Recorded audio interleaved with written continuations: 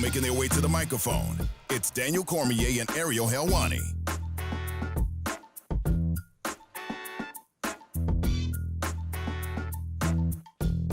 Back in your life on this first week of November 2020. Hello again, everyone. Welcome back to a brand new edition of DC and Helwani. That man over there is Daniel Cormier, the one and only DC. I'm Helwani, Ariel Helwani, and DC, I gotta say, it's looking very festive wherever you are right now. I mean, this is a beautiful scene right here. You've got the, what is that, the Christmas stuff? I don't know what you guys call it. Actually, you know, when in the back, if you pay attention, Ariel. Yes. These are pumpkins. You know, pumpkins. These are pumpkins. It's the holiday season. And it's beautiful. My sister did a great job of decorating the mantle and the fireplace here. So yeah, it's nice. So you are continuing your trend of joining us from all over the world. We had Las Vegas last week, 2 weeks ago was Abu Dhabi. Now you're in your home state of Louisiana?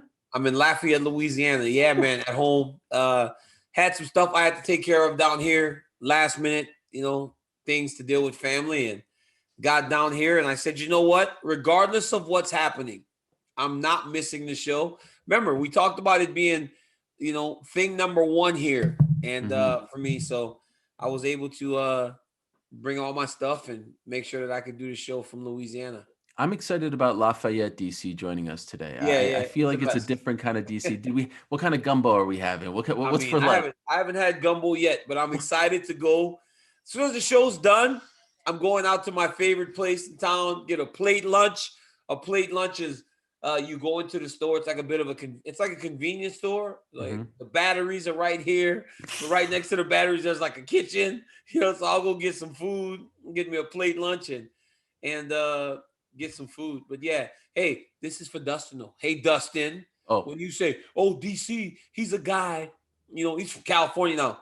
I'm at my residence in Lafayette, right? Like, so I'm not this, I have a residence in Lafayette. So don't even act like I don't have a home here too now. So yes, this is home for me. So now Dustin can't go, oh, he's from California. No, this is from the home in Lafayette. By the way, how far are you from where Dustin lives? Like, is there a chance you guys walk by each other down the block? Dustin doesn't live on this side of town anymore. He lives on the south side. Dustin's bougie now. So Dustin's moved to the southern part of town. We grew up on the north side, right? So when you make it and you purchase a home, do you stay where you were raised and lived, like DC, or do you move to the south side, Sea area? Ooh, Dustin lives next to Whole Foods. Yeah, you'll not find the Whole Foods on my side of town, Dustin Jefferson over here, right? Oh, hey, Dustin, he's moving on up. Dustin's moved on up to the south side. Dustin and Jolie Porter. Dustin and Jolie Poirier, two kids from the north side have moved on up. Look at him. I'm so proud of him. So sellouts. I got to tell you something. Before it's all said and done, my time here on Earth, one of my dreams, like if you ask me for a bucket list, I'm giving you top 5, top 10 things. It's to go to Lafayette with you and have one of these plates because it just seems like good living over there. I've only been to the state of Louisiana once in my life, believe it or not. Last year when I was doing sideline, Pelicans against Mavericks and all that. So it was a good trip. But I want to go to Lafayette with you. We master the simple things down here in Lafayette, Louisiana. Is the best. Lafayette, not Lafayette. What did I say? Lafayette.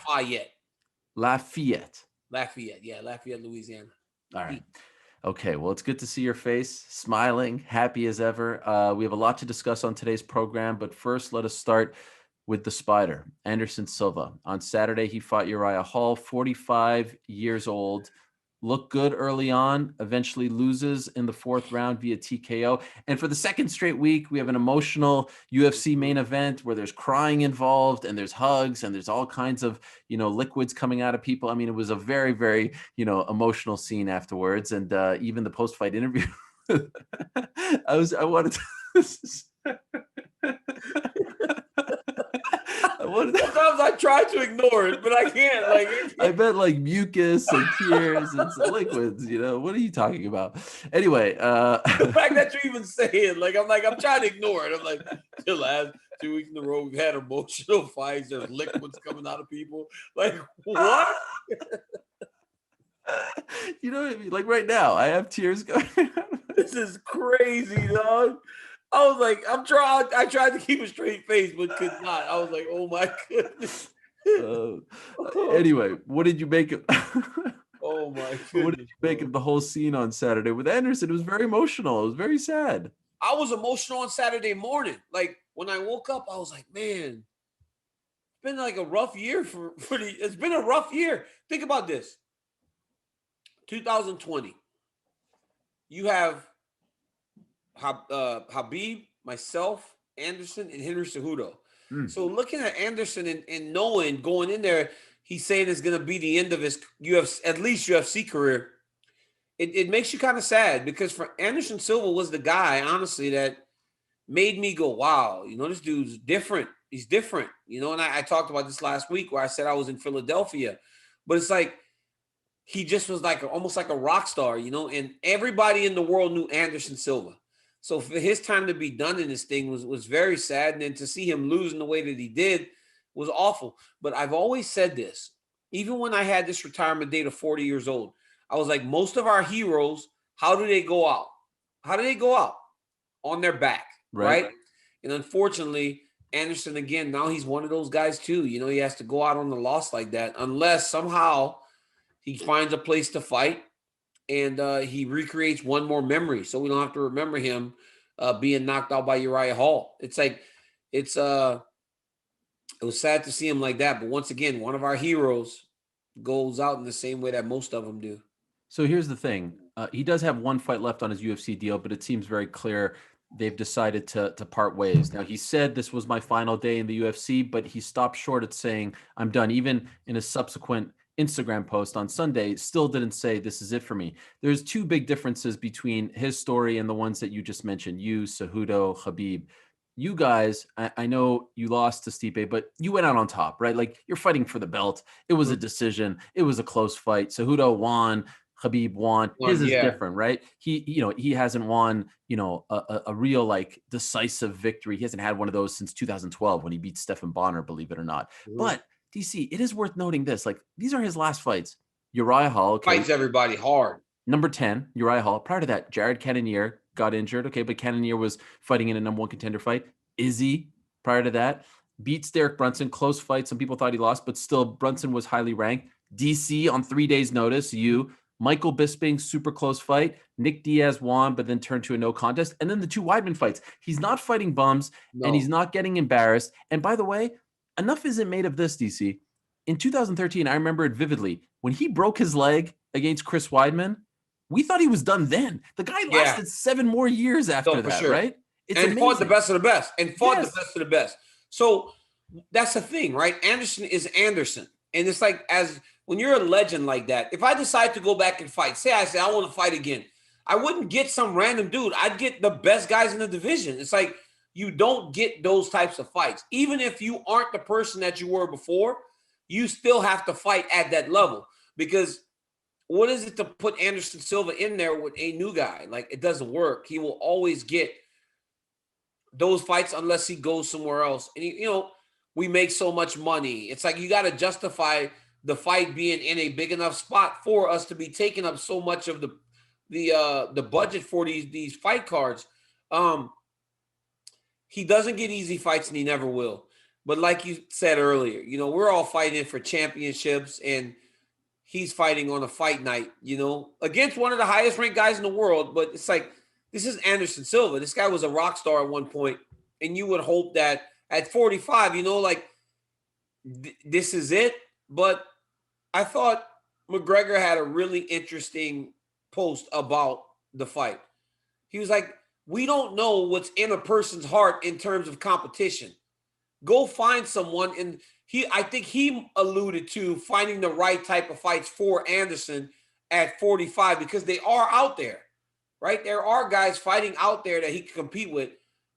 Unfortunately, he cannot compete at the level that's expected in the UFC right now. So it's going to be on him to decide what he wants to do, and on the UFC to allow him to go and pursue that.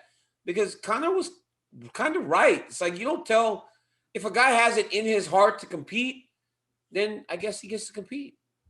What would you like to see him do? I'd like to see him stop. I'd like to see him stop. if I'm being honest. Because if he goes and fights somewhere else, it's like he's fighting somewhere else now. When everything that we have come to learn about Anderson and everything that the Spider was UFC related. Mhm. And I always think that as our legends go on and they get done and they go to other organizations, I think it changes things a little bit. Like Fedor never came to the UFC. So all the Fedor intrigue was always surrounding. So it doesn't matter if he goes to Bellator, Strikeforce, Ryzen, Sengoku, all the things that he fought in. It didn't matter, right? That was what he did. Pride, M1 Global. It didn't matter. It was never in the UFC. I think Anderson is so tied to the organization that you want to see his fights there, and then when it's done, be done there, like not somewhere else. Selfishly, I'd like for him to stop. I hope he's not fighting for money. I hope he's made enough money and, more importantly, invested his money the right way. You hope that these fighters, especially the legends, aren't sticking around because they feel like they don't have enough money or didn't, spend their money the right way. But here's the biggest. I'm happy you brought up Fyodor Emelianenko. I'm happy you mentioned him. It's actually Fyodor. That's what the Russian fans tell me. You're Michael Chiesa now. You want to correct my pronunciation? I got a friend. Hey, I got a friend that pronounces better than you, John Anik. So that's right. John pronounces better than you. So it's like everybody has somebody better. So chill. Anik is the GOAT when it comes to pronunciations. There's no doubt about that. But here's the thing. Remember, Fyodor was getting knocked out in like 45 seconds by Hendo. He was getting knocked out by Ryan Bader. It was getting sad with Fyodor, right? With Anderson, it's still not happening. Do you see? Beginning of that fight, he's winning. He's looking pretty darn good for a 45-year-old. So I don't feel like he's done. I feel like he's going to look at the beginning of that fight, rightly or wrongly, and say, I still got some left in me. Maybe I'll go to one Bellator. Maybe I'll call old Chael P and run it back for a third time. There are fights left out for him, and I feel like he's going to stick around. Bro, but that's the thing. That's what we do. I talked to you about this with us. You squint, and you go, oh, man, I remember that guy that held up 2 championships. I remember that guy that beat these dudes and went through the fires. I remember when Anderson looks at himself, he goes, I remember what I did to Chris Lieben and Rich Franklin. And that guy I saw early looks like him. But then as time goes, bro, I don't like to agree with Jones. But I saw a tweet from the night of my fight. He goes, wow, as the fight has gone on, look at DC's boxing defense kind of slip. Right? It's like that's what happens as you get older. That right hand that landed would not have hit Anderson back in the day. It just wouldn't have. Yeah. Right? And if it did, it wouldn't have floored him. I hit him hard. So maybe Uriah Hall just hits a lot harder than the guys that hit him prior. But he would have seen that. And you're right. He will look at it and go, oh, man, I was doing really good. Because that's what you do as an athlete. Right? Drew Brees doesn't throw the ball downfield as much as he used to. Because he can't. Even though he's great and he still is accurate. He chooses the safe throw. Because he doesn't want to take the risk of doing it down the field. But when he does, occasionally, he probably goes, you know what? I can still get the ball down there. And it's like, that's what you do as a high-level athlete. And I think Anderson's going to do that. And I don't know if that's the case. But you're right. There are fights out there. Chael. But will Chael fight? Chael doesn't seem to want to fight. I was just kidding about that. But I will say that, like, there are guys. There are guys. But do you want to see him fighting in Bellator or in ONE FC? Like, I don't know. I want to be very clear. I hope he stops. 45, like you shouldn't be fighting at 45. I mean, with all 45 years old going into an octagon fighting is crazy. Yeah, no. I hope he stops. Truly, I hope he stops. I just don't know if he'll stop is what I'm saying. I don't believe that he's done. I believe that the reason why he is being sort of vague about all of this is because he is not wants done. To continue to do it. He's uncertain about something. There's some uncertainty in him somewhere that doesn't allow him to be definitive about him being done. Look, man, the only person, not many people get to do it that long. Tom Brady's doing it right now, which is absurd. Yeah. Breeze at 41 is still playing really well. The second greatest basketball player of all time, Michael Jordan, averaged 20 points a game at 40 years old. Like, certain guys can do it, but it's not for everybody. And for Anderson to have competed at the level that he's competed at for so long and still in main events at 45 should be enough. Yeah, and how dare you say that? I heard what you said about Wait, what? How dare you say that? Unless you're talking about like Wilt or Bill Russell, how dare you? How dare you say that about MJ? I mean, really? I just gave him props. He averaged 20 points a game at 40. A kid like, that's like the 70s, 80s, 90s should not be talking about MJ like that. Like, that's just sacrilege. No, I'm saying MJ. Yes, I know, but you said second greatest of all time. Well, he is. LeBron James is the greatest basketball player of all time. We had this discussion off air. We had this discussion at the beginning of quarantine. I told you didn't want to listen, but now you have finally come to realize that the discussion needs to be had. But not many guys get to do it that good, and Anderson did. True or false? Do you hurt your legacy as a fighter? Because let's be honest, everyone wants to go out like Khabib did, right? And we'll get to Khabib, of course, later on. I chased that. Yeah, I chased it. Yeah, you did. And I'll still, I mean, you didn't get that last victory, but I mean, you're fighting for the belt. How many people fight for the belt in their retirement fight? But that's fair. Everyone wants to go out like GSP did, right? Yes. Madison Square Garden. Do you hurt your legacy? Because I would argue BJ Penn severely hurt his legacy. I would argue Fyodor hurt his legacy. I'll argue that Anderson is hurting his legacy. And we're not even talking about the PEDs. Do you hurt your legacy when at the end of the day, there's 8 straight losses on the, because I think there are people watching right now who are like, what's the big deal about Anderson Silva? They don't remember that guy anymore. That's sad. You're right. Hey, you're right, Ariel. Man, dude, you're on point today. Like, you really had this discussion. You really went like and thought about this discussion. You're right. You're absolutely right. Because when these young kids, I saw something the other day. I don't know what it was on Twitter, but it caught my eye, right? And all the mentions, some catches your eye. And some kids were talking about, it was Anderson, about the fight. I put that picture of him and I hugging. And these kids were talking about, I didn't even know DC and Anderson fought. Oh, geez. But then they're like, the big deal about Anderson and this dude, the kid's like, I didn't know this. And the guy's like, no, that was like 4 or 5 years ago. That a kid was like, well, I'm 21 now. He's like, I was like 14. And I really kind of got into the sport a couple years ago, or a few years ago. But if he didn't remember that from 16, he has no idea. Right. 2009, 10, 11. So when he sees a 45-year-old man walking out there, he sees all these highlights and goes, wow. But that Anderson from then was never a part of his real reality. So all he knows of Anderson Silva is getting beat by Uriah Hall, which Uriah Hall is a good fighter. But you and I both know that 10 years ago, he was not beating Anderson Silva. No. Right? So it's like, that's the thing. You're losing fights to guys that you would not have lost to in your prime, and it would not have been close. And I'm not even, Uriah Hall is a good fighter. Most guys are. But it was proven you couldn't beat Anderson Silva. Nobody did. So it's not a knock on him. Nobody beat Anderson Silva. Nobody beat Fedor. Fedor was unbeatable. But then you watch him get knocked out by Ryan Bader. Like Ryan Bader. Or you see him get beaten. Who beat him in 10 seconds? Was it Matt Mitrione or something like that? No, that was a little different. That was not that short, but Hendo. Yeah, Dan Henderson knocked him out. But that's fine. Like, that's Dan Henderson, right? Dan could knock anybody out. And you never know if back in the day, Dan could have competed with Fedor, because Dan in Pride was the man, right? Yeah. Double champ, all that.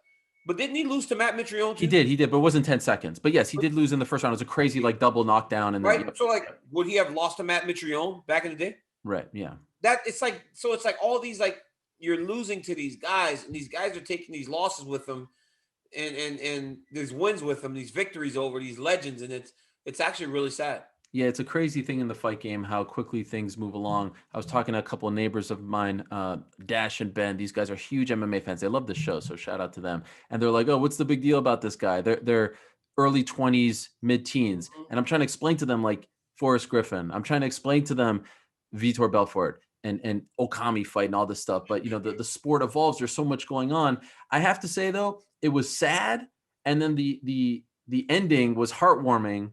And you have Uriah Hall there apologizing to the guy. What a moment that was, apologizing to him. And I understand why he was apologizing. I hope that didn't affect his actual game plan, because sometimes we've seen, people fight others who they look up to. I think of Pat Barry and Mirko Krokop, and they're like a little gun shy. But that was just kind of a surreal scene. Like, in what other sport do you see that? It was almost, what it was, reminiscent. And shout out to my guy, Jedi Goodman, for bringing this up. It was Shawn Michaels and Ric Flair. Like, he's crying. He didn't want to kill him, right?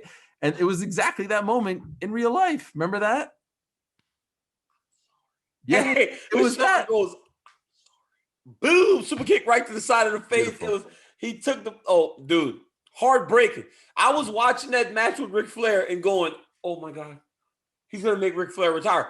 Even though they've had so many retirement matches, right? Yeah. Like, it was like, this is the one, because Shawn Michaels did it so well, bro.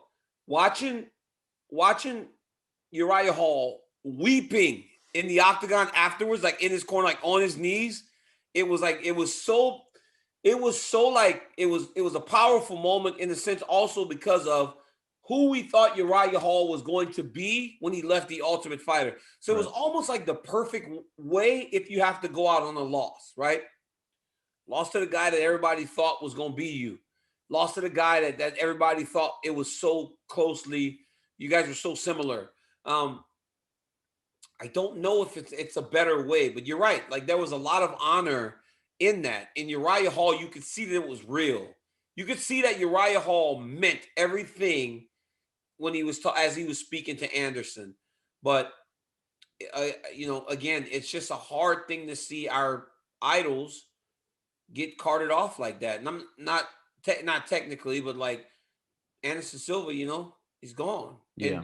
But the reality is, like, honestly, like if I'm being honest, man, like you as an athlete, especially a fighter with the mentality, man, love the gesture from Uriah.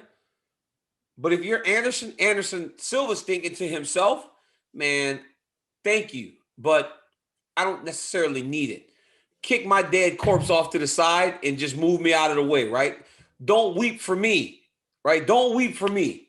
I'm a fighter. I'm going to get through this because I know that if that would have happened to me, if Stipe would have knocked me out, man, throw my corpse off the side of a bridge somewhere and let me move on. I don't need to be honored in that way in terms of from the competition. It's just a fighter's mentality. And I'm sure Anderson appreciated it, but in hindsight will be like, forget this, man. Like just throw me out to the river, throw me out the pasture, get rid of me and let me rebuild myself. But I think Uriah loved him so much that he couldn't help himself. It's like when someone beats another guy and they pick up that guy and put him on the shoulder. And the guy's like, "Can you leave me alone? Can you let me have my moment?" Throw me out the pasture, dog. Take me out behind the woodshed, Right. Old Yeller me, dog. Remember what happened to Old Yeller? I believe they shot him, right? Yeah. Take me out the pasture, dog. I'm an old man. I'm done. I'm good. And by the way, can I just say one thing about Mr. Uriah Hall? Like, I hope this moment takes some load off his shoulders, some sort of pressure off his shoulders. This guy is too mad at the world, man. Uriah Hall, life is too short. I saw your media day on Wednesday, I think it was, like, mad at the media, blaming everyone, just upset. I get it. You're cutting weight, although it was Wednesday, not Thursday. Why are you so mad, Uriah Hall? Like, things are going well for you, my man. Stop being so mad. Uriah and I had an incident on the phone once. And then when we got face to face, we talked. And he kind of explained, like, the pressures that he's dealing with. This young man deals with a lot of pressure. And you know what, Ariel? Not everybody's built to go through it. This is what he does. Fighting is what he does. So a lot of times Uriah Hall has to make sacrifices in order to get to the fight that he might not really enjoy or like, and he's had some bad luck. He went to Jacksonville, was supposed to fight, didn't get to fight, lived in the gym all that time. So much was made about that before the fight. So there's some things in his life where I could see why Uriah Hall's mad. But you're right. Life's short, man. And I mean, we cannot live with just anger. It just drags you down. So it was an emotional main event. It was a fun card overall. Bryce Mitchell with a big win. Very excited about his new camo shorts. Kevin Holland with a nice win, going back and forth with Izzy, who happened to be in attendance. Alex Hernandez, Justin Jacoby, a bunch of nice performances. Yes? Bryce is all, hey, and when you get a chance, would you tell Tyler Diamond I said hello? I mean, that's so Bryce Mitchell, dude. Hey, Andre, and when you see Tyler Diamond, would you tell him I said hello? I'm like, Bryce, there are cell phones. There are so many ways to get in contact with Tyler Diamond.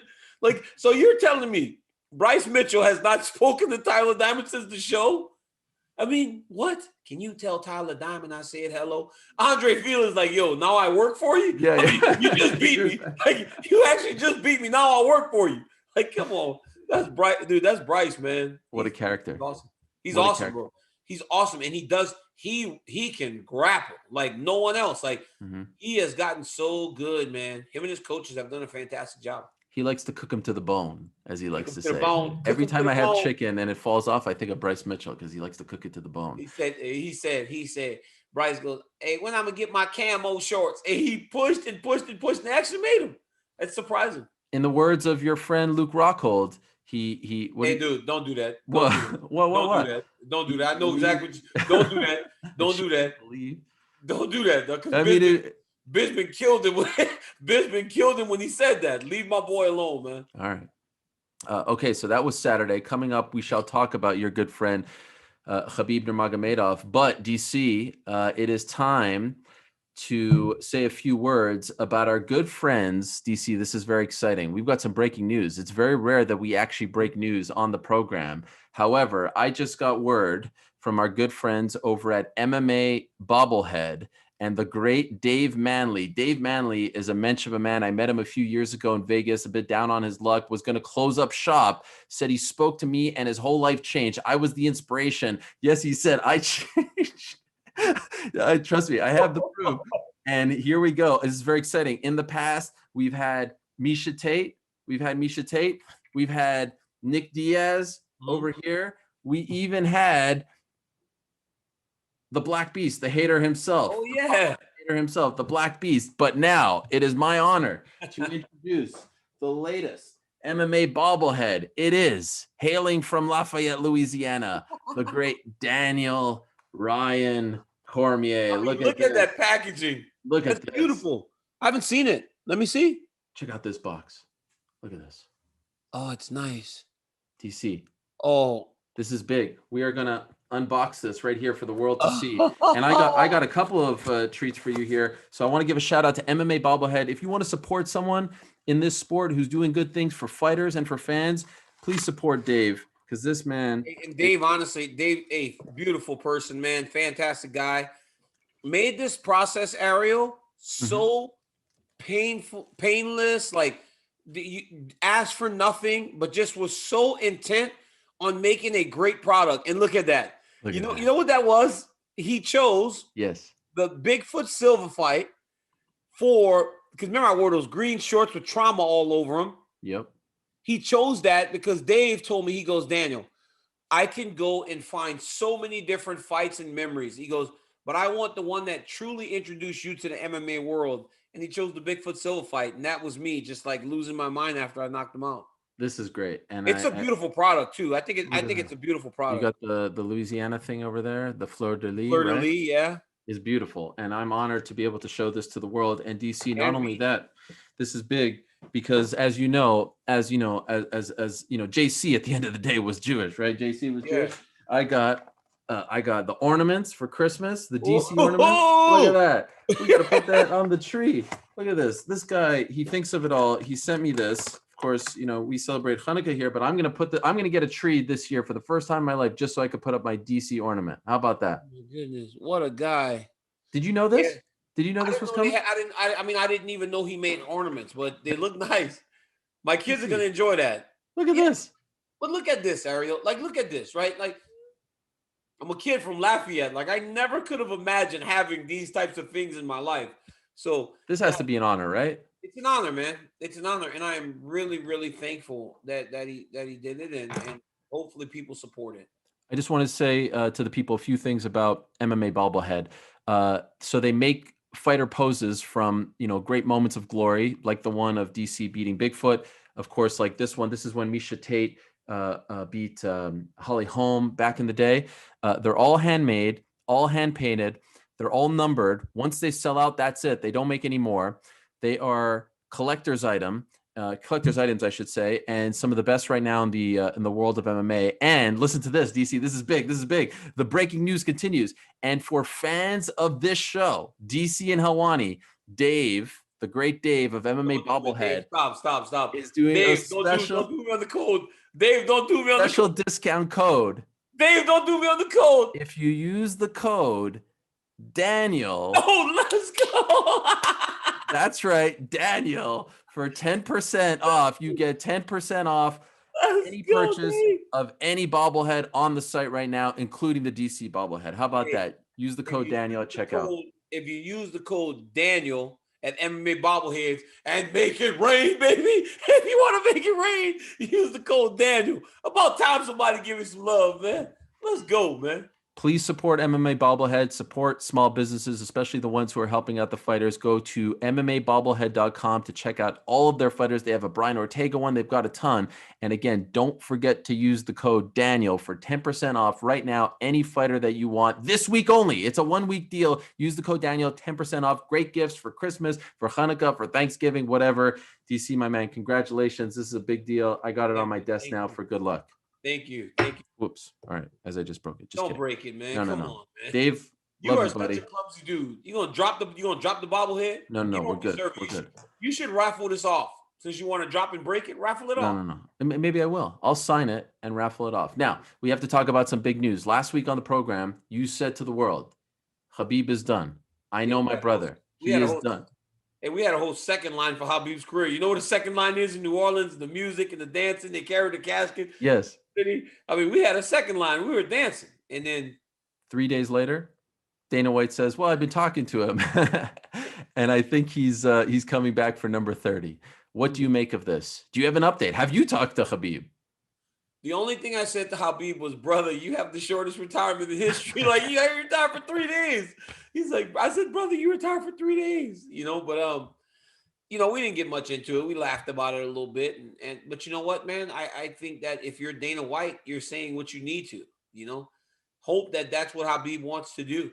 The thing is this, man, I take people for their word. And like, I want Khabib to feel comfortable talking to me and I don't want him to feel like whenever we're talking, I'm trying to find things for my show. I know. It's a weird spot. You know what I'm saying? It's a bit of a balancing act, right? So it's like we have conversation that I don't want to always say. But like, I think if you're Dana White in the UFC, you're hopeful that that's what Khabib wants to do. But like I said last week, if Khabib Nurmagomedov gives his word, generally that's a fact. Now, would I be surprised with the economic impact that a fight that he could have would bring him back? No. I mean, and I would not judge him for that if he came back. He's 32 years old, for God's sake, and he can still beat everybody in the world. So, but there are things that if he says it's his word, I take him at that. Can I ask you this? I don't want you to reveal, because I was thinking about that, especially when you told the story last week about him not going for the armbar against Gaethje, which, by the way, ended up blowing up and got this show everywhere. So I thank you for that. But I know that he's your friend too. I mean, to be honest, I've had to deal with it with you over the years. Like, you have told me things and I don't reveal them on every show that I go on. So I respect that very much. Can I just ask, a week later, have you softened your stance? Like, at this point, you still think he's done? I still think, like I said, I know Khabib as a man of his word. And I believe that if he says he's done, he's done. But like I said, Dana White knows more than I do. Yeah. Because again, I'm not trying to talk to Khabib in that way. We want to talk as friends. Right. I spoke to him about one of the guys from AKA being out in Dagestan training for a long time. I was like, when did he go? So we talked about that. We talked about our family. We talked about how life has been since he went home. Like, that's it. Like, that's the stuff that I want to talk to him about more than always how's the fight? Because guess what? For 8 years, we did that. A lot of our conversations centered around when's your next title defense or when's your next title defense. Now, it's easy. Two retired guys. I want to talk to him about golf. I was like, you golf? Like things like that. Does he golf? Actually, he didn't answer me. Okay. He never responded on the golf. That would be interesting. But okay, so what about this? Dana White said they're not taking the belt away, that he's still the champ. No, that's interesting, smart, right? I think that's smart, right? Yeah. I think that's smart, and that speaks to the value that Khabib has. And not, again, it's so hard to discuss these things because you almost end up like insulting people when you don't want to. Henry Cejudo said he was done the same night they announced Piotr Jan was going to fight somebody for that title. They're like, hey, Henry, get out of the way. Are you sure? Hey, Henry, are you sure? Like, this is not. You don't do that to Khabib Nurmagomedov. You sit and hope. You wait. You sit and wait and hope. Like Dana said, he was very emotional, bro. You could see it. It all came out of him. So you sit and you wait and you hope that the stance changes and you do get that 30th fight. The truth is, they don't have to make a decision right now. Heck, they don't even have to make a decision until January. Like the real time to make the decision. You don't have to make a decision in January. You can wait. I think you can wait till next summer. I'm saying if you want to make Conor versus Poirier, or Conor's next fight for the belt, that's when you probably have to decide. And if that one isn't for the belt, you're probably not going to do it for another title fight for a year, right? Like you're probably just going to wait a year. But reality is this though, right? With the way that things have gone, right? With the pandemic and everything, Khabib was going to fight in April, but he didn't fight until October. Nobody was yelling, take the belt from him. You know what I'm saying? Like, so you got time in regards to Khabib Nurmagomedov.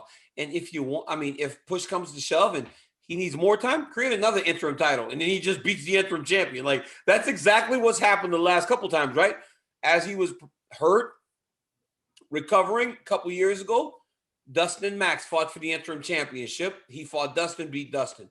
This year, fight got canceled because of the pandemic.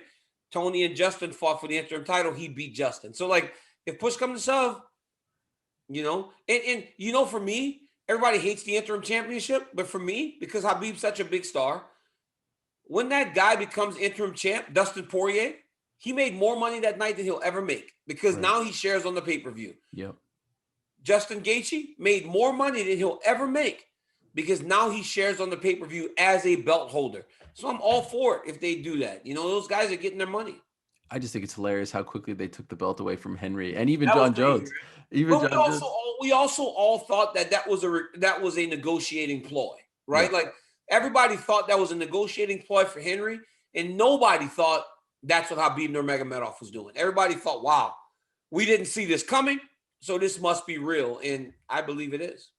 So now we're going to try to see what happens with, you know, the lightweight. Like the whole week we were deciding, okay, is it going to be a tournament? Is it going to be this? Meanwhile, they're like, yeah, you can take all the time you want. We respect you. We respect your decision. We hope that you come back. And here we have Conor and Poirier getting ready to fight. And Conor says 155. So that is good news. Although Dana White told the media he thinks it's done. DC, I'm here to tell you it's not done. It's not signed. There are no bout agreements. I wonder if I think you said it last week. If I'm Poirier, I'm starting to get a little bit nervous. They try to pull the switcheroo and do Conor versus Gaethje, right? And make that a number one contender fight or even an interim title fight, right? Because you said, yes. Well, could you imagine, though? Could you imagine if McGregor gets a hold of the interim championship and now you go to Khabib and go, hey, you know, October, Abu Dhabi, you McGregor again. Oh, God. Loads of money.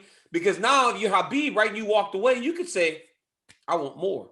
There's a good chance you'll probably get more, you know, because that's a home run. It's a home run, you and McGregor. So I don't know. I don't know. But if anybody gets, and I'm starting to get worried about that because if you do the switcheroo, last week I put Conor out. But if you're Dustin, you're starting to get a little bit worried. I think a lot of people forgot the fact that the reason why Poirier versus Ferguson didn't happen was because Poirier wanted a bump. And then when the Conor thing materialized, like I said, he on Twitter, he was very eager. But what happens when they call him behind the scenes? They were still not calling him, right? And they say, yo, are you in? He's still going to want a bump. You know what I mean? Like it's the stance hasn't changed. We're talking about a month later. If they have Gaethje ready to go, let's be honest, Conor's the draw here, right? I'd love to see Poirier Conor. I hope they make that fight. Poirier deserves it. But if you have Gaethje in the background, right, ready to go too. You put him in there. Ready to go. He doesn't have the leverage that he thinks he has potentially, and that's the problem. I just think that as a fighter, you can't negotiate your way out of these fights. Right. And I don't know. I don't know if maybe Dustin and Conor in the UFC have already started to come to terms in terms of money. I don't know how far along they are in the process, but Dustin may have gotten what he wants already. You don't know. Like, we don't know that. So we have to wait and see what materializes. But here's the deal. My boy in Lafayette, I would start calling the UFC and starting to try to get some answers in terms of how and where do we get where we're trying to go? Because you want to be in that fight come January. You want to be the guy standing opposed McGregor in January. If you're him, if you're Gaethje, if you're Ferguson, it don't matter who it is at 155, you want to be on that opposite side because the reality is this. If there is going to be a stripping of Nurmagomedov and putting the championship on the line, it's probably going to involve McGregor, even though I do believe it should be Dustin versus Justin. I will also say this. I think Conor wants it to be Poirier. I think there's a lot of personal bad blood between him and Gaethje. Remember, Gaethje said some things about him as a dad and stuff. Like, it got really kind of ugly between them. So I wonder if that's something in Poirier's favor. If McGregor's saying, no, I'm only coming back to fight this guy, then the UFC will have to figure out how to make that deal. All right. So coming up in just a matter of seconds, we're going to talk about another situation where we've got the belt and a champion moving up and all this stuff, a fascinating thing that has developed, which I do believe I told you about first. But first, a quick word from our friends over at DraftKings, DC. There is no better place to get in on all the action than with DraftKings, the official daily fantasy partner of the National Football League. To add to this week's excitement of football, DraftKings is offering a free shot at millions of dollars in total prizes up for grabs. Draft your lineup and feel the sweat like never before. Every run, pass, and catch means more with DraftKings. It's simple. Just pick your lineup, stay under the salary cap, and see how your team stacks up against the competition. If you haven't signed up yet, what are you waiting for? Get in the game right from your couch. Download the DraftKings Daily Fantasy app right now and use the code Ariel. Yes, you're only getting one this week. I mean, let's be honest. Okay, hey, look, I didn't even bat an eyelid. I got mine already. Daniel. You're good.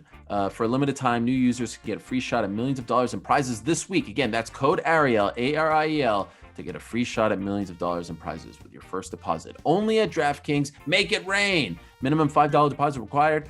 Eligibility restrictions apply. See DraftKings.com for details. Now, DC, this is fascinating. A few weeks ago, we were talking about after the Izzy Costa fight, what's going to happen? Who's it going to be? Is it going to be Robert Whittaker? Then after the Robert Whittaker fight against Jared Cannonier, it's going to be Whittaker. He's won 2 in a row. And who was sitting in this chair, in this spot, telling you that it's going to be Izzy versus Jan, that it could have even been in December, but Jan's having a baby, and everyone's like, Izzy versus Jan, how does that make sense? And what does Dana White say over the weekend? I spoke to Izzy. We tried to make the Whittaker fight. He has no interest. We're doing Izzy versus Jan. Izzy is moving up to 205 and going after the belt that John Jones just vacated. And now he's saying, oh yeah, John, I'm going to go take your belt as well.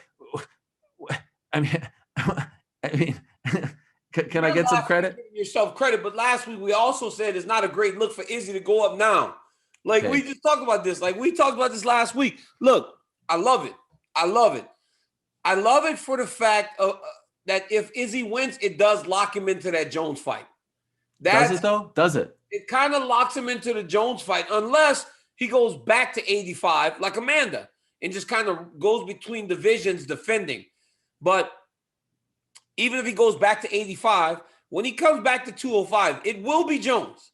And I think that's why I love this fight so much. But hey, I'm not just going to go and look past Jan Blachowicz, man. I've seen Jan Blachowicz do some insane stuff lately, and he can put anybody out. And if he gets a hold of Adesanya's going to be in trouble. But the reality is this. Who gets a hold of Adesanya? I think Adesanya is as good as they come in the entire world. Wait a second. Are you saying that Izzy is biting off more than he can chew? Is he looking at Jan as an easy fight, and that's why he's moving up now? Is this GSP I think a lot of people are. I think a lot of people look at the 205-pound division. I've heard, dude, in Fight Island, in other places, as I had conversations, so many people believe that the belt at 205 is going to start to kind of just switch hands. They don't believe that there's a guy that's going to just hold on to it. I don't know if that's the case. Blachowicz seems to be getting better, and he's beating guys more and more impressively. So it's a tough fight. Look, man, I think it's crazy how much success guys going up have had in those higher divisions, right? Me beating Stipe the first time and all that. But in Bellator, Gegard Mousasi just beats up on these little dudes. Every time the little dudes go up to 85, he beats them up, right? So you don't know what's going to happen whenever you get a person going up in weight to try to challenge the champion at the division higher.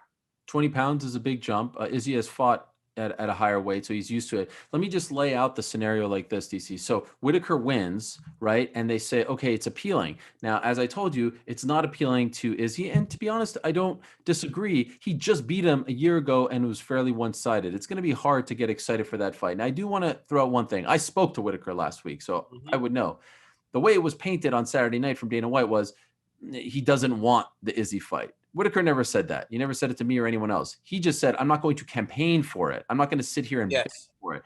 my wife is pregnant. She's giving birth in January. So he never, I don't want people like Whittaker's the nicest guy in the world. I don't want people to say like he doesn't want Izzy or doesn't want the belt because he really never said that. But if he's having a baby, right? If his wife is having a baby in January and Izzy wants to fight in February, the timing just doesn't work out. So what's the next best option? It's Darren Till versus Jack Hermanson. But DC, that fight is happening in December, right? So the timing doesn't really work out because Izzy wants to be active and he wants to fight in February. The winner of that fight's not going to turn around that quickly and fight Israel. So I agree with the notion, hey, there's nothing going on that's interesting for Izzy right now. Let him do something fun. Let him move up, right? And Jan, okay, maybe there aren't some big money matchups for him. I get that. But DC, if there's nothing going on for Izzy right now and we want to move up, why don't you just do Izzy versus John Jones right now? Why don't you do that fight? Isn't that? But it makes sense. It makes sense. But I love the slow build.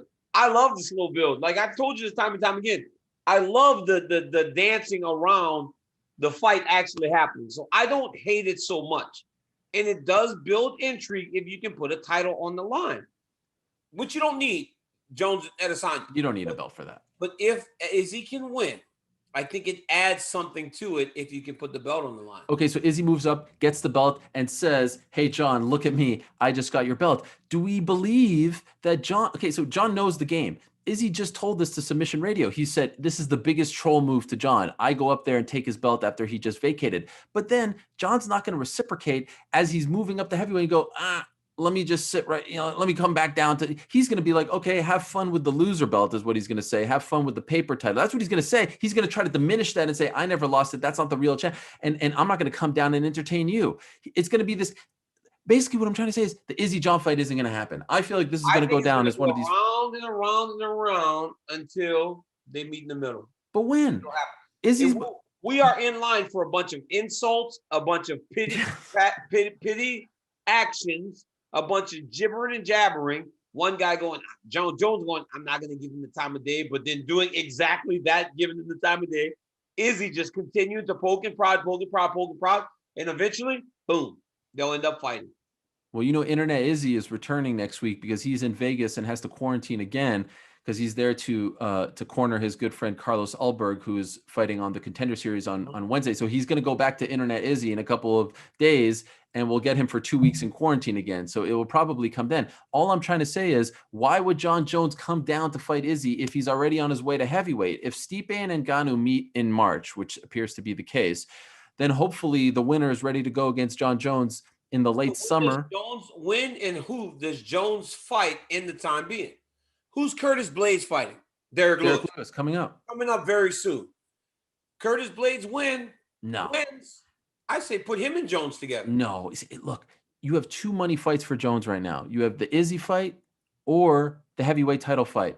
Let's be honest. The last three fights were trending in the wrong direction with John Jones. I thought he lost to Dominic Reyes. You can't risk putting him in there against someone else and having him lose, and now you got no money fights. But then Ariel, he's not going to fight since when did he fight Dominic Reyes? February. So Stipe and him fight in March. Jones won't fight until July, August next year. I know. It's a problem. Get him in there with somebody else. That's why I say do the Izzy fight now. I do the Izzy fight, or let him fight one of those guys. Let him fight the winner of Lewis and Blaydes and see. Risky. Because if Curtis, here's the problem. Curtis Blaydes wins against Derek Lewis with the wrestling, and unless Derek did show after we fought that his last fight, his takedown defense has gotten better. He actually was able to get back up to his feet when he got taken down. So he showed that he's improving. If he wins, if Derek Lewis wins, sit Jones. Curtis Blaydes wins, you let him fight, and then whoever wins goes into the title fight with a ton of momentum. Because if Jones beats Curtis Blaydes, he beat the toughest, scariest guy in the division outside of the champ. If he loses, now Curtis Blaydes just beat the supposed greatest of all time. So it now makes him legitimate and a person that's been in this. Bro, we always talk about the rub. You put Curtis Blaydes in there. That's why if Curtis Blaydes and I could have fought, and if he would have beat me, it would have made him, okay, you fight anybody now because you get the rub of fighting those longtime guys. I got it from Jones. I got it from Hendo. I got it from Anderson. All those guys that I fought that were higher level than me at the time, it raised my profile. And Curtis Blaydes needs that. I mean, But you understand what you're doing here? You're basically saying Izzy John is not happening. right now because Izzy's fighting Jan. Now, when's it going to happen? Hey, listen, if Izzy and Jan fight in January, and then Jones and Izzy, if they can fight sometimes around April, May, that kind of keeps them in line to fight in the fall against the winner of Miocic and Gane. You got to keep him in line with the heavyweight champ, even if he's fighting at 205, because risky. I believe that Jones at 235, which is what he's at in off season, is still viable contender at heavyweight. I fought there. I've been in there with the best heavyweight. I know that he can compete with these guys. In a vacuum, I'll say Izzy moving up to 205 is fun. I think it's a fun fight. It's the biggest fight that Jan could get. Obviously, it's the biggest fight that you can make for Jan. Izzy has nothing going on at 185, so I don't hate it because no one's being held up. You know, the division isn't stalling as a result. All I'm saying is I fear that we're not going to get this Izzy Jones fight as a result. Like this, what I think we're going to look back on this time and say, this was the time to make it. Their rivalry is as hot as ever. They've got nothing else. John is waiting for the heavyweight title. Izzy's waiting for a middleweight contender. Just make the fight. But unfortunately, it doesn't look like they're making that fight. And I want to be clear. It's a fun fight on paper. I'm excited, but I just wish they were going with the Jones fight because that's the bigger fight. I think that, but you can't get always the bigger fight. You know, and I think this one will be big. You know, Blachowicz is not sitting there and going to just sit and let his title get taken away. No, I know. He's going to be ready to fight, man. I think he's going to be ready to fight. And Izzy has to understand that. But Jan has to try to mix things up. He's got to wrestle a little bit. I know he's not a great wrestler. But if he has to just stand with Adesanya, he's going to be in trouble. And because as I've said on this show very recently, if you're just standing with Adesanya, you're probably getting beat. So, dangerous. And what about the fact that in 5 days, the fight that we thought was going to be the number one contender fight, Thiago Santos versus what is it for now? Yeah. Why did they wait? This weekend for now? I have no idea. And you're Thiago Santos. You're mad because if you beat Glover and you got to win over the champ, you're like, this is my path to the title. Hey, how about Glover Teixeira, 41 years old? The guy reinvents himself. We thought he would never get another crack at Jones. Here he is on the cusp, and they're like 7 days out. If you're one of those fighters, aren't you demoralized right now? Oh, my goodness. Well, but here's the problem. You can't even think about that. You can't start trying to think about what happens next because then you lose this weekend, and it doesn't matter what happens next. It's like you got to stay in the moment right now, even though everything around you is just changing because for the last 8 weeks, right? Because when did Jan win the belt? 6-7 weeks ago? No, a month ago, 5 weeks ago. Yeah, right. So for the last 5 weeks, you've been under the impression in preparation for camp that you're going out there to earn a title shot. And if you're Thiago Santos, you're like, I beat this dude before. I knocked him out. I have a way. I know I can win. I have proof that I can beat him. And now you're looking at it like, but it might not happen now because if Adesanya wins. But if you're Glover, that's who's mad. Glover Teixeira is mad because every day that passes at 41, it makes it a little bit more tougher for you to believe, achieve, or conceive the idea that you're going to be the champion of the world, you know? There it is. Yes. The timing is funny. Like they could have waited 10 days to say that. It does feel like it took the air out of that balloon, but it's a good fight. And that's the next main event that goes down on Saturday. Now, DC, we'll talk about another main event in a matter of seconds that was just announced that I think you'll be very interested in. But before we do that, let me tell you about our good friends over at Manscaped. Yes, 3 ads. Well, we got 3 in one. Yes, 3. I mean, we're just killing it here. It's just unbelievable. It's like embarrassing how much we're killing it. Anyway, listen up. The holidays will be here before you know it. So that means it's time to gear up and give the gift of shaving this holiday season. I'm talking about the Manscaped Perfect Package 3.0. It includes the Manscaped's Lawnmower 3.0, Manscaped's Crop Preserver, anti-chafing deodorant, as well as their other Crop Reviver. As if all that wasn't enough, the Perfect Package 3.0 also comes with a pair of Manscaped high-performance anti-chafing boxers. Yes, 'tis the season to Manscaped, so get yourself, your dad, your brother, and your friends the best gift of all, the Manscaped Perfect Package 3.0. Get 20% off and free shipping when you use the code Ariel, ARIEL, at manscaped.com. Okay, when we were 1 for 1, when we were 1 for 1, it was fine. But now, again, it's back to Ariel. And again, that's 20% off with free shipping at manscaped.com. Oh, wow. And an even bigger discount. And be sure to use the code Ariel. Now, how about this? Please go support Manscaped because they support us. How about this, DC, as we round third here? How about the fact that last week you're out there saying, hey, Khabib's gone. He's retired. AKA is going to pick itself back up. We've got a new crop of guys led by Islam Makhachev. And there we go. It starts on November 14th. Main event, Islam. How about that? Against and RDA. Started to do the mental work, too. Start to do the mental work on Islam, right? Because the other text and messaging, hey, champ, how you doing? Oh. You're the best in the world. I'm good, brother. Good, brother. I said, talk a little bit. I will not call you Islam anymore. I'm only calling you champion because in your mind, in your subconscious, you have to believe that you are the man now. You're the guy that leads this new charge of fighters at AKA. And guess what? It's a natural progression. If he can get past Rafael dos Anjos, they start to become very close to title contention. Big fight. I knew this last week. I just couldn't say it. Oh, thanks. Thank you. Big fight, massive moment for Islam. And if he can get past RDA, he's on the short list now to start to get into contention, real contention. Because if Khabib's gone, right, Islam's what now, 12 or 13. Mm-hmm. He beats RDA, he starts to creep into the top 10. Another fight against one of those guys that, there are a lot of guys that don't want to fight Islam Makhachev. Mm-hmm. You get into the top 10, now they can't deny you. It's the fights that need to happen.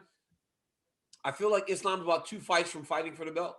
I want to see him fast-tracked. Enough of this monkey business. Let's see how good he is. This is a start. Main event, 5-round fight against a former champion RDA. By the way, shout out to RDA, who fights everyone. Like this guy, anybody.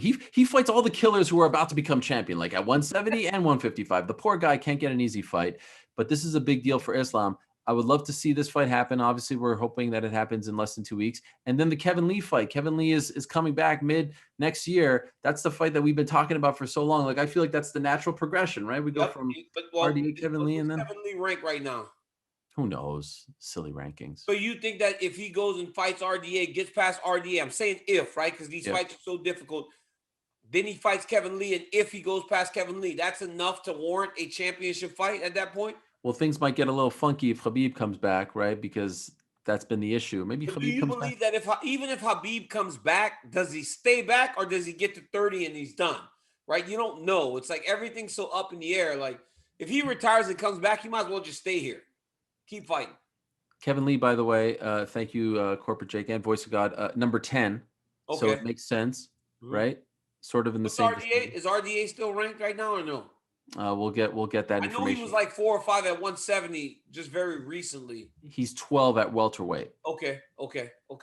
But he's a named former champion. It's a big deal. I just want Kevin Lee. You said no one wants to fight Islam, and you're right. Kevin Lee's been asking to fight Islam and Khabib. I mean, for 4 or 5 years at this point. It's unbelievable. And maybe he won't be ready. All I'm saying is this is exciting. It's good to have him in a main event slot. It's good to have him against a name guy, by far the biggest fight of his career. So I thought you'd be excited about that since you were literally a week ago saying he was the next guy for AK. So no time to cry about the potential retirement of Khabib because you got Islam coming up. And other breaking news that we had on Saturday. Saturday was a very big news night because it was Halloween as well. I hope your family had a nice Halloween. But how about the fact that they announced that The Ultimate Fighter is coming back for the 29th season on ESPN Plus beginning in March. The tryouts are November 13th. It's going to be middleweights and bantamweights. And DC, I don't know if you know this, but my sources are telling me this because they didn't announce the coaches, right? No, they didn't. Did you hear who they're considering? No. Who? You didn't hear? No idea. Oh, because you've been busy. I know it was all over the internet. You didn't hear there. So they're okay. So they're doing middleweights and bantamweights. So it makes a lot of sense. Coaches, March of 2021. Word on the street is DC and Helwani. What do you think? Man, get out of here, man. There's no way. No. That is as crazy an idea as I ever thought. Could you imagine? I thought you were going to tell me some real news. Could you imagine me and you coaching? Tell me that wouldn't break records. Tell me that wouldn't be the best season. Bro, I've coached the Ultimate Fighter. Like, yeah. Hey, why wouldn't it come back, though, right? The UFC is helping ESPN Plus in a way. I'm telling you, of the top 10 things viewed on ESPN Plus now, 7 or 8 of them is UFC related or MMA related. So it's good stuff. But what about me and you coaching? You don't like the idea? I don't know if you know what you're doing, man. I think you're gonna bring me down. I did pretty good on the Ultimate Fighter. Hey, look, I beat my team, won fights, but I was overtraining my athletes, so everybody kept getting hurt. We kept getting hurt, beating up on Stipe's team. I was overtraining them, but I'm excited about it being back. I'm pumped about the Ultimate Fighter. I actually still watch the Ultimate Fighter. I've watched it the whole time.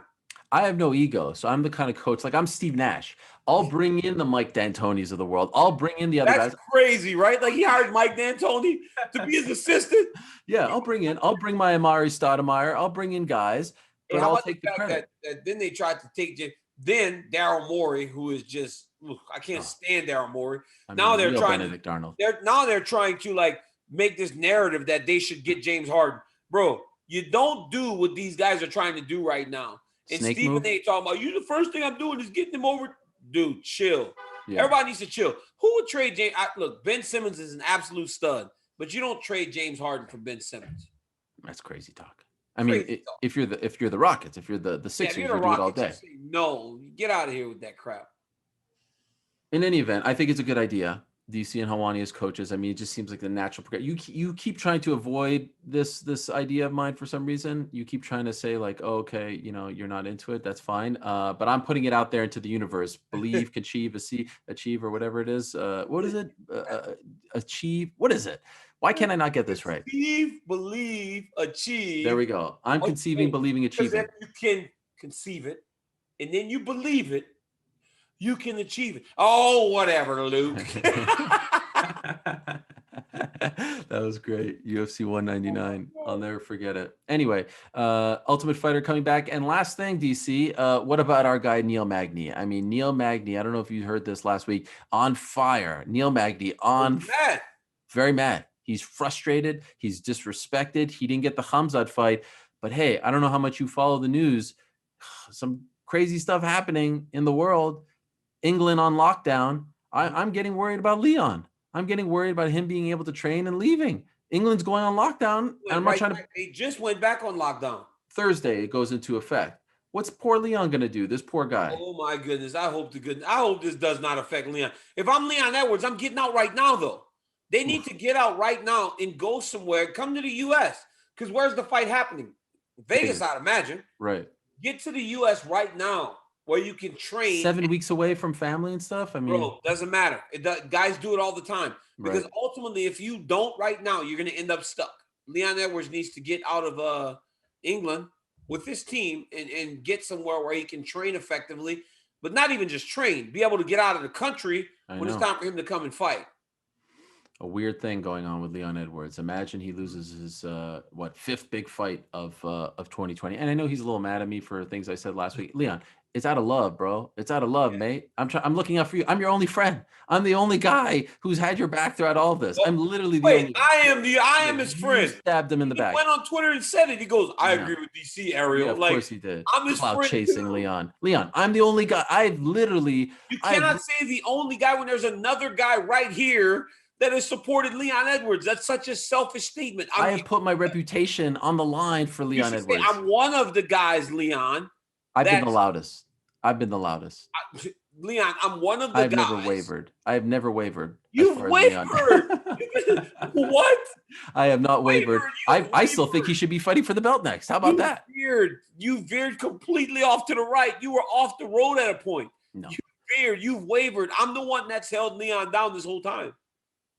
That is crazy. Anyway, I hope it works out for him because I do love the fight now. I hope it works out. And it would just be crazy. I mean, what a year for Leon Edwards. Anyway, great weekend of boxing. We had amazing fights. Gervonta Davis knocked Leo Santa Cruz's head, to the back of the Alamo Dome. Monster Inoue. Oh my God. That was the craziest uppercut I've ever seen. Insane. Gervonta the man. Gervonta Davis. Tank. You know what? What? There's a reason they call him Tank, right? I have no idea. Yeah. Well, it's just so great to see you. Look at that. I mean, you got the festive look behind you. You got gosh. One day. I'm trying to hit you with that Gervonta. That thing that uppercut came from the hip too. Boom. I thought it was. What I didn't like was it was a little telegraphed. I thought he should have not telegraphed. I've been working on my dozen boxing. How in the world do you actually try to critique something that works so perfectly? It was a little telegraphed. Don't go from the hip. Like shoulder. Because he moved his head to the side into the strike. Like Justin Gaethje said, don't try to judge it, just enjoy the carnage. Yeah. That's like my favorite saying now. Enjoy the carnage. That. Like, it's the best. You love that. You gave a shout out to little Liam Cooney over there with enjoy the carnage, right? Oh, I love it. Yeah, I did. I hooked people up. I do. Well, anyway, DC, it has been a pleasure. My best to your family over there in Lafayette. And are you working this weekend or are you not working? I'm back home, man. We had some personal stuff. Okay. I'll give a shout out to my sister. She's done so tremendous, man. I'm so proud of her and the fight that she's showing in this tough, difficult time. So proud of her and my family for coming together in all the tough times. Much love to the Cormiers. Much love to MMA Bobblehead. Again, go check them out, MMABobblehead.com. Our guy, Dave Manley, look at this beautiful thing. I mean, this is amazing. Hey, you won't let me do it in person? I'll do it right here, baby. I'll do it right here. Oh, I could do it all day. It's starting to get a little weird. It's starting to get a little weird. It's starting to get weird. It's really starting to get weird. Thank you, Manscaped DraftKings. Yeah. That's a beautiful bookcase you got back. Thank you. I got a lot of books here. Smart. A lot of leather-bound books. A lot of. I'd love a DC autobiography in there. Maybe one day. Smell like mahogany in there. Yes. That room must smell like mahogany and cologne. Thank you. Thank you. It does. All right. Thanks to everyone who listens, downloads, subscribes, rates, reviews, all those things and more. Back next week, same time and place. Tell this way. Peace. Brad.